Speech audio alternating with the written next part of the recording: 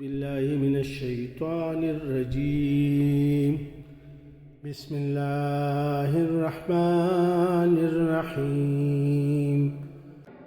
يا أيها الذين آمنوا كتب عليكم القصاص في القتلى الحر بالحر والعبد بالعبد والأنثى بالأنثى فمن عفي له من أخيه شيء فاتباع بالمعروف وأداء إليه بإحسان ذلك تخفيف من ربكم ورحمة فمن اعتدى بعد ذلك فله عذاب أليم.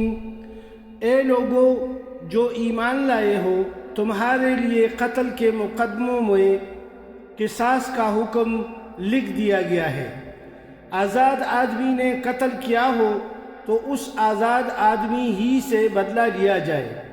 غلام قاتل ہو تو وہ غلام ہی قتل کیا جائے، اور عورت اس جرم کی مرتکب ہو یعنی قتل کرے تو اس عورت ہی سے قصاص لیا جائے۔